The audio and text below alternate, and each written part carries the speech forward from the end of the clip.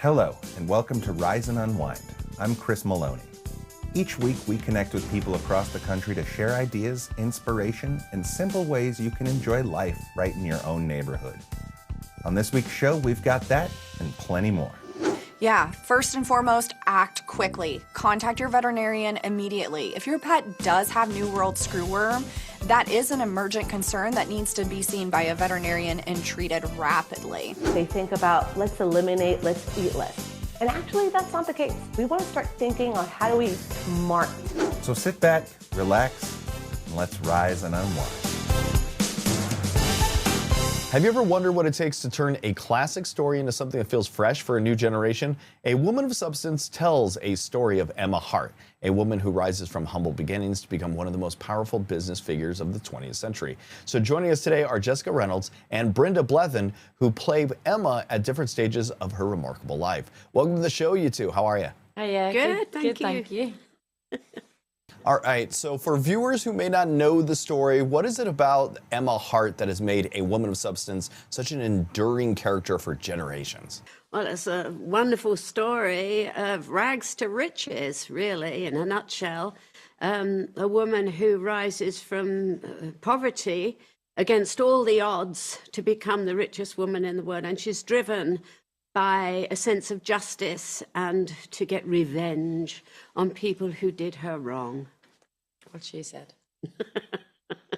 And Jessica, we first meet Emma as a young woman with enormous ambition.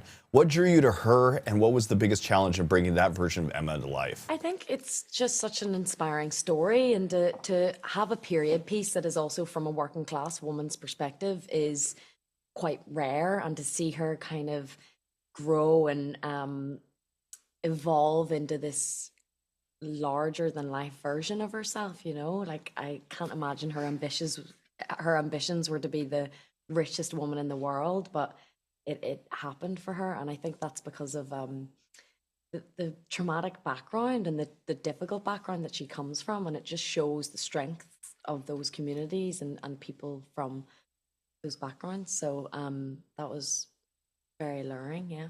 And Brenda, you play Emma after she's built this incredible empire. What do you enjoy most about stepping into such an iconic role? The costumes. The makeup. After playing DCI Vera Stanhope for 14 years, it's quite nice to get out of the Mac and the hat and the grotty old house she lived in. But she's such an iconic character, and some people would say not particularly sympathetic. I often play sympathetic characters, so this was a bit of a diversion for me, and I thoroughly enjoyed it. Even though you two are playing the same character at different ages, what conversations did the two of you have to make sure Emma felt like the same person throughout her journey? Zero. Okay. I think like that there's such a distance between them, not only in age but also in experience. Like I think one of the biggest points is that she becomes a completely different person, and it's up for the audience to decide whether that's for the better or not. And Emma refuses to accept the limitations society places on her. Why do you think her story still resonates with audiences today? Because there's still a bit of a discrepancy between, equal wages between men and women. I bet a female engineer doesn't get as much as a male engineer, and in lots of professions there's not equality, and there should be. Hey, I want to thank you two for joining me today. A Woman of Substance is now available on BritBox. For more information and to learn more about the series, visit BritBox.com. Jessica, Brenda, I really want to thank you two for joining me today. Thank you. Thank you. Thank you. What if a high school class helped breathe new life into a decades-old murder investigation? That's the incredible true story behind Murder 101. The new docuseries follows students who uncover new leads in a cold case while learning that they can make a real difference. Joining us is director Stacey Lee, who brings this remarkable story to the screen. Stacey, welcome to the show. How are you? Doing well. Thank you so much. This whole story starts in a high school sociology class. At what point did you realize this was way bigger than a classroom assignment? Probably from the very first day. You know, Mr. Campbell brings a lot of main character energy, shall we say. Before I started, I got to witness him in action, teaching actually another class, history, I think it was. And that man knows how to deliver a story. He would just have the plot lines and the drama like ramping up until the final bell, where students are like teetering on a cliffhanger. And he just like, they're dying to come back the next day. And I think like, what other teacher has students excited to come to class the next day? Not many, that's for sure. The series follows students investigating the redhead murders. What impressed you the most about the way these young people approach such a difficult and even emotional case? I think the students' superpower is truly their ability to empathize with the victims. When you see so much true crime, it's oftentimes the hero, the killer becomes like somehow the hero. And because these victims were oftentimes the same age as the students, they went missing from malls, they went missing from football matches, places and circumstances that the students themselves are also doing and experiencing at the same time. I think it just hits really different. And so immediately the women become humanized. They become so much more than a statistic or a body found on the side of the road. They start to become like friends or sisters, or, they know that they have loved ones. And then immediately once they start seeing them that way and caring for them that way, they're empowered to share that with the community around them. And truly with cold cases, because it's been so long, the biggest thing to affect change is affecting the change in the community, and the hopes that someone might know something and speak up. True crime can sometimes focus more on the mystery than the people involved. How important was it for you to keep the victims and their families at the heart of the story? Incredibly important, because I think that's what the students resonated with as well. My job as a documentary filmmaker is to truly immerse myself in their world so I can most authentically translate that to screen. And, really taking the students' lead, Mr. Campbell's lead, like what are they most curious about? What are they most interested in? And oftentimes it was the things we were already feeling ourselves. And my favorite true crime is the true crime when you feel like you're part of it, that you're an investigator on the case as well. And that's how we really wanted this series to feel, that you're following along, you're learning details, you're putting clues together at the same time the students are, so that you're really engaged and you care about it, just as much as they do. You've directed documentaries about music and culture before. What drew you to true crime, and what made Murder 101 the right project for your first documentary in this genre? Yeah, great question. I've always loved youth culture and coming of age stories. And I think that there was something incredibly unique about the mashup of these two worlds, right? Like high school life, breakups, prom, graduation, like all of these like seminal moments in teenage life, juxtaposed side by side with like really dark, grisly, intense true crime. I was fascinated by how these two very opposing forces could kind of work together. And I think ultimately the effect is you just start to turn the genre on its head. You start to see a genre that is, very well played out in today's culture in a new light. You see the victims differently, but most importantly, as I expressed earlier, it's like, you start to see the teenagers differently, what they're capable of when you actually believe in them. What do you hope viewers take away, not just from the investigation, but from seeing what these students were able to accomplish? I think one of the biggest Trojan horses in this story is about the power of like a really good teacher. The effect of this real world learning, of giving the students real stakes, changes the way they care about and engage with the material that they're interacting with. The education system obviously really leans into testing and things like that allows us to like standardize a large population. But real world learning is unpredictable. It is, has all these things that are quite challenging to kind of govern, but it also has a profound effect on the students who can engage with it in a meaningful way. And I think that for me, opens up a much larger conversation about how we teach teenagers. Is it that they're just not concentrating or not learning, or is it that they're not engaged? Does it not have a real world impact on their lives and what they're going to, face as they leave high school? Hey, I want to thank you for joining me today. Murder 101 is streaming now on Prime Video, where all 3 episodes are available to watch. Stacey Lee, I want to thank you for joining me today. Thank you for having me. So what would you do if someone from your past came back to turn your life upside down? That's the chilling idea behind Cape Fear, the new psychological thriller that's been keeping viewers on edge. Joining us today are Lily Collias and Malia Pyles, who play Natalie Bowden and Nevaeh Valentine in the series. Welcome to the show, you two. How are you? Hey, we're good. How are Happy you? to be here. Very happy to be here. Cape Fear is packed with suspense, but it's also very character-driven. What drew each of you to your characters? I think the fluidity of her arc, for me personally, I think Natalie is the kind of girl who didn't ever have to second guess things in her life. And it was so interesting to play someone that, like, I don't think it's calculated whatsoever, because, you know, the circumstances are so specific that playing with what she's feeling even on that day or like that night, like, because she's just finding out new things every single day. It was just such a blessing. Yeah. I love Natalie so much. She loves Nevaeh. I know, and we love each other. What can we say? I mean, with Nevaeh, it was similar, where it's like, it was pretty obvious right off the bat that she's like a deeply complex character, and I so value Nick, our showrunners and our creators, writing. I mean, just based off her name too, Nevaeh is literally heaven backwards. I was like, there's an immediacy to. I'm like, there's an attention to detail and a style to this show that's like really intriguing to me. And you know, I never had the opportunity to play a character that's so villainous at times, and you know, I think that was such a cool person to be in step with for so many months. Without giving anything away, your characters develop an interesting friendship. What was it like building that relationship together on set? I mean, it's so easy because Malia as a person is someone that I connect with. I'm so grateful to call her like one of my best friends now.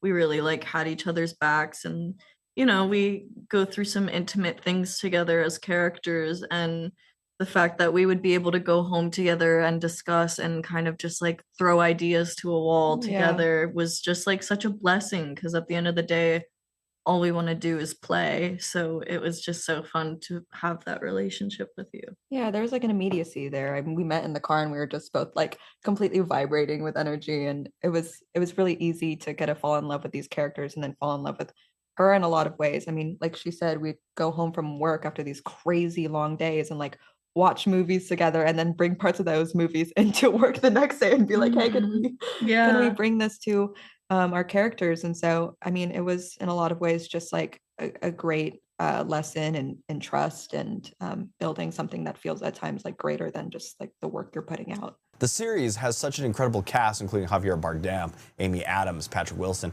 What did you learn from working alongside actors like that? So much every single day. I think at the core of it is to put things that are genuinely important in your life first, and your artistry comes alongside with your life. And they were just always so grounded and humble with their ways of teaching. And you know, I think like Javier feels like very almost like dreamlike in his process, and Amy's super technical. You know, everyone just like brought different things to the table, and I feel like it all just like mixed so well together. Yeah, I mean, there's nothing like doing a horror beat with Patrick Wilson when you get to be the creepy thing behind his shoulder. I'm like, I feel like I'm in Insidious. Like, it's so cool. I love making this perfect gorgeous man go through hell. Hey, I want to thank you two for joining me today. Cape Fear is streaming now on Apple TV with new episodes released every Friday. Malia, Lily, thank you so much for being here. Thank you so much. Have a good rest of your day. Bye. Have you ever rooted for two characters to finally figure it out, even though life keeps getting in the way? That's a big part of what has fans coming back to Ransom Canyon. Season 2 picks up 6 months later, and with more questions about love, family, and what home really means. Joining us are the stars of the series, Josh Duhamel and Minka Kelly. Welcome to the show, you two. How are you? Thank you. Good to have you. Season 2 picks up 6 months after the finale. Without giving anything away, where do we find Stanton and Quinn emotionally when we see them again? Well, I think that, you know, if I could take that one, my character is definitely ready to treat this relationship with the care that it deserves. Because I think he realizes after having these 6 months away, he realizes that he probably could have made more of an effort, probably could have done things differently, could have called, could have wrote, could have gone to see her, didn't do any of those things. And I think that he really wants to right the wrongs of, you know, the past mistakes he's made in this relationship. And then he finds out very quickly after that she moved on, and it's too late, dude. One of the big themes this season is choosing between the life you built and the life you dreamed about. Minka, what makes Quinn's decision so difficult this time around? Well, she was in 6 months in New York for 6 months, and it's a little easier out of sight, out of mind to romanticize this new life that she could possibly live, and meets this new guy who on paper makes so much sense and says and does all the right things. And then she goes home as she'd always planned, and she's then faced with this new version of Staten that she's wanted from him her whole life.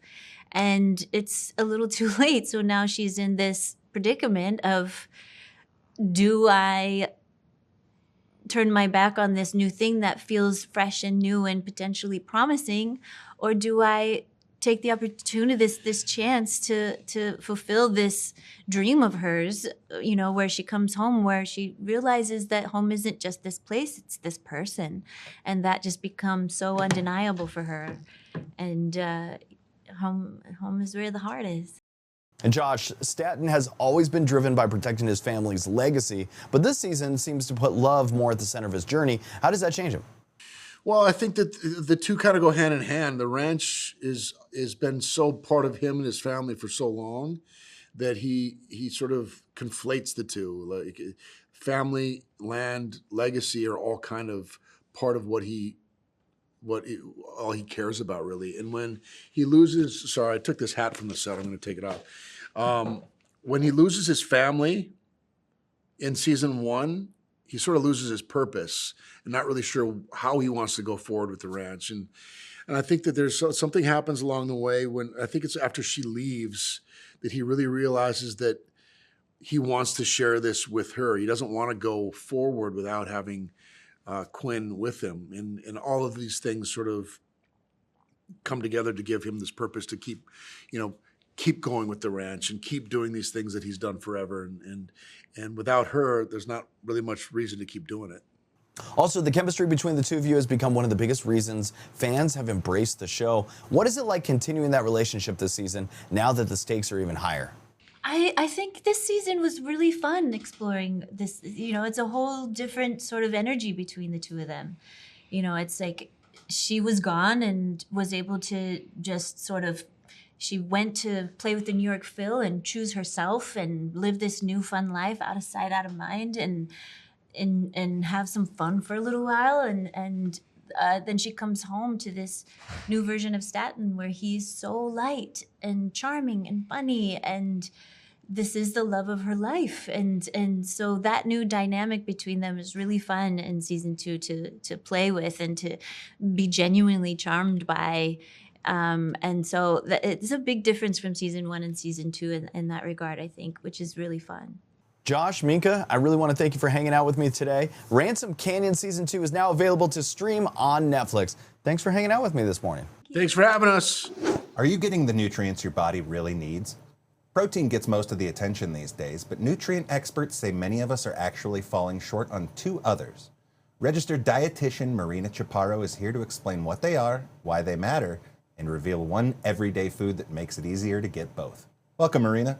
It's so happy to be here. Marina, you say there are 2 nutrients many of us aren't getting enough of. What are they? And what's one everyday food that can help us get more of both? Protein is definitely having a moment. We're probably already tired of hearing a lot of it, but what most people need to pay more attention, and maybe are not consuming enough, are going to be healthy fats and fiber. We know that 95 out of 100 Americans do not consume enough fiber.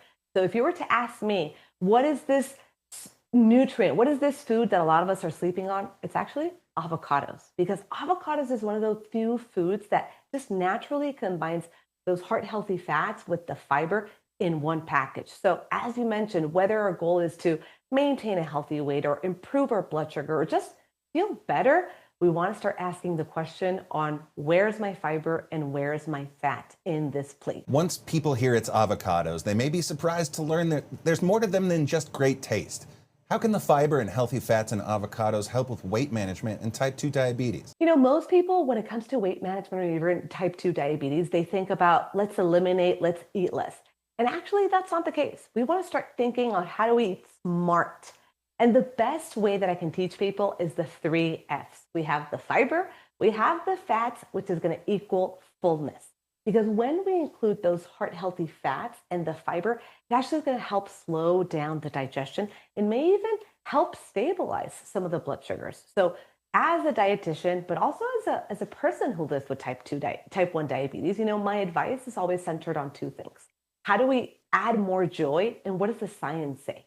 And the science is actually really interesting because we know from recent studies from Avocado's Love One today that when we include avocados, and people that do it might have benefits when it comes to healthy weight and even type 2 diabetes, which is incredible. We all know avocado toast and guacamole, but you've brought a different recipe today. Tell us about it and why it's a great option for a breakfast or a snack. So guac gets all the fame, we love it, but there's a lot more of avocados than just the guac. And I'm going to show you some recipes. So this is ideal for breakfast, for a snack. And we have the avocado blueberry chia pudding. It's super simple to make. We put all the ingredients in the blender, and the morning of, we're going to top it off with a little avocado. We can top it off with fruit of choice, with granola. Again, we have that fiber, that fat, that satiety. Another great idea is we can have a hearty avocado breakfast bowl in the morning. We'll add an egg for additional protein. We can include some quinoa, some sweet potatoes, again, that avocado. And lastly, my personal favorite is going to be this heart-healthy paleta or icicle made with avocado and banana, a little orange juice. Trust me, your kids are going to love them, especially in the summer. Oh man, you're making me hungry. Now, a lot of people are using GLP-1 medications. What role can avocados play as a part of a healthy eating plan for those individuals? Yeah, GLP-1s are becoming more popular, and some people can experience some side effects, especially when it comes with constipation and GI distress. So fiber is actually going to play a really important role to help manage these symptoms. And not only that, we know that avocado, because it contains these two nutrients, both the healthy fats and the fiber, it's going to help make those smaller meals more satisfying. All right, where can our viewers go to find these recipes and learn more? So if you're hungry and you want more inspiration and recipes, you can always check out loveonetoday.com/avocados. Marina, thanks so much for being here. Thank you. Think your pet is only at risk for fleas in the summer? The parasite landscape is changing, and veterinarians are warning about everything from ticks and tapeworms to the return of the New World screwworm. Joining us today is Dr. Casey Locklear, a veterinarian and parasiticide medical strategic lead with Elanco Animal Health. Welcome, Dr. Locklear. Thank you so much for having me. New World screwworm was wiped out in the U.S. decades ago. How did it come back, and how concerned should pet parents be? Yeah, New World screwworm, as you said, was eradicated in the 1960s, but unfortunately it is back. The movement of cattle, the spread of wildlife has allowed it to reemerge currently in Texas and New Mexico, and it's something that we should be vigilant about across the United States. As far as level of concern for pet owners, I want pet owners to be aware and know what signs to look for, but I also want them to know that there are treatment options available, such as the Credelio Quattro conditional approval against the treatment of those New World screwworm larvae. So we should be vigilant, but not overly panicked. If someone thinks their pet may be infested, what should they look for, and how quickly do they need to act? Yeah, first and foremost, act quickly. Contact your veterinarian immediately. If your pet does have New World screwworm, that is an emergent concern that needs to be seen by a veterinarian and treated rapidly.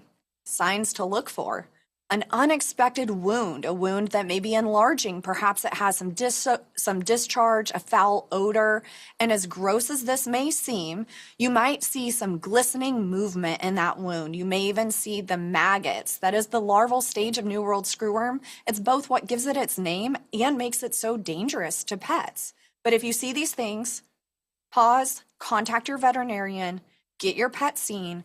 Ask your veterinarian if something like Credelio Quattro CA1 could be right for the treatment of your pet, or Credelio Cat for the emergency use authorization of treatment in cats. Ask them about those options. Your veterinarian can get your pet taken care of. What are some of the signs that a pet may have fleas, ticks, or tapeworm? Ooh, fleas, that's a tough one. It's a year-round persistent parasite, right?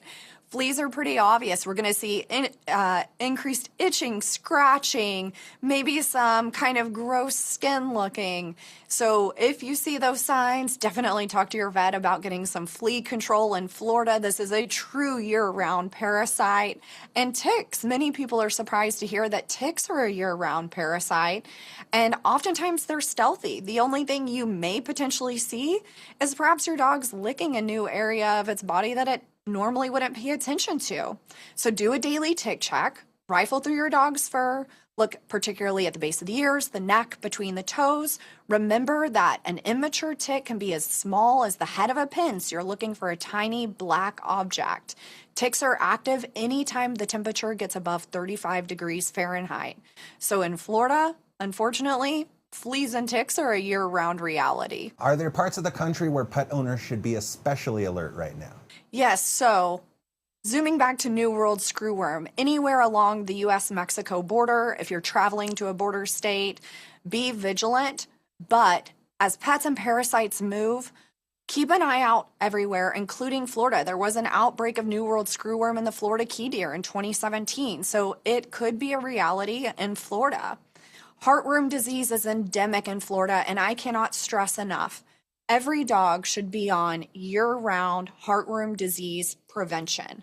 If your dog's not on heartworm disease prevention, especially being in Florida where we see, unfortunately, a high level of cases, please talk to your veterinarian. That can be a very dangerous and potentially life-threatening parasitic threat to your dogs. What conversation should pet parents be having with their veterinarian to make sure their pets are protected from all these different parasites? Yeah, one nice thing about New World screwworm is it's bringing parasites back to the top of mind so that we can have these critical conversations.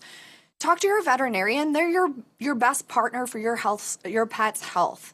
Talk to them about broad spectrum parasite coverage. Ask them if a product like Credelio Quattro could be right for your dog. Credelio Quattro not only prevents heartworm disease, it also treats and controls those pesky fleas and ticks. It also treats intestinal parasites, including 3 types of tapeworms, and it prevents the transmission of Lyme disease. So it's important to talk to your veterinarian to see if your dog, especially if it's over 8 weeks of age or larger than 3.3 pounds, could be the correct fit for Credelio Quattro. Where can people go for more information? For more information on parasites in general, as well as Credelio Quattro, visit credelioquattro.com. It's always important to pay attention to the label indications and safety information for a product, so visit credelioquattrolabel.com for that information. And if you're paying attention and tracking screwworm, maybe you want to see if there are cases near you, my favorite source of truth there is screwworm.gov. That website's updated daily so that you can get the latest information on where cases are. Dr. Locklear, thank you so much for being here and helping to keep our pets safe. Thank you so much for having me. That's it for Rise and Unwind. Thank you so much for watching. If you'd like to learn more about the show, visit our website at riseunwindtv.com. And for behind-the-scene moments and celebrity interviews, be sure to follow us on Facebook and Instagram at Rise Unwind. You can also find our full episodes on YouTube under the same name at Rise Unwind. Until next week, I'm Chris Malony. Thanks for spending a little time with us on Rise and Unwind.